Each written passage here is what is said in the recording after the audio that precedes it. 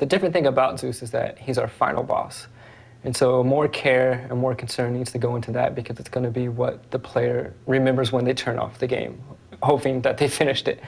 So it needs to be very epic, very big, big moments, not really mechanic driven, but something where you finish it and you're like, oh, I need to tell my friend this, like, oh, did you play him this way, that type of thing. Not only is he the sort of final boss, but he's also the kind of the main antagonist, that if we do a third game, he will kind of stretch into the third.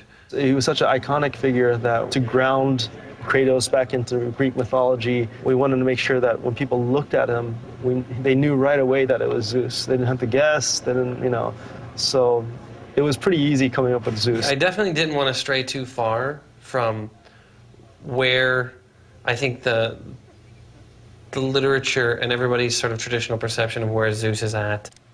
Character artist gets the concept art from that department and just sculpts it in polygons and then paints on a texture and tries to make sure that it looks like what the intention was on the part of the producers and the concept artists. We're between concept art and animation in the pipeline. After we're done with it, we end up handing it off to the animators and make sure that it's all correct for what they need and, you know, that he bends correctly and that he moves the way he's supposed to. We wanted to make it epic in the sense that Kratos is small and Zeus is very big.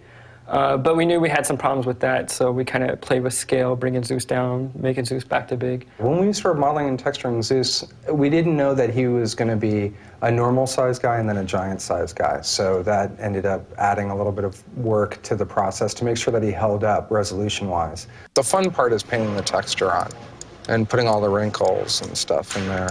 So we have two different models, a big one and a small one.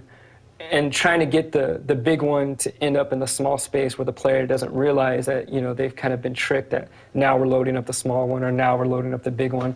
So we had to play with various ideas of, you know, we scale him up kind of off camera, but you kind of allude to it that, he's growing. Then when we cut back, you see him, you're like, oh, you know, that happened. So here we have a different model of Zeus, the big one. And then right there, we swap to the small one. And right here, we bring the small one back in.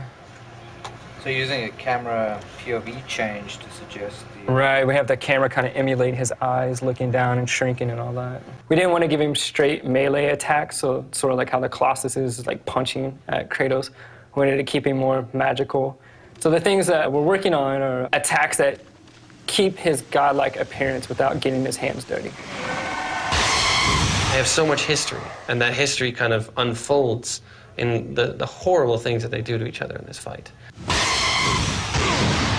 So it's a sort of an interesting tying together of all these different elements and really bringing together the actual mythology of all of these gods being completely insecure because of the kind of cyclical nature of overthrowing each other. The thing that you're going to hopefully remember about Zeus will be not only was the fight very fun, but the fight came to a finale where you're like, oh, now I see what they were doing and where they're going, and I can't wait for the next one.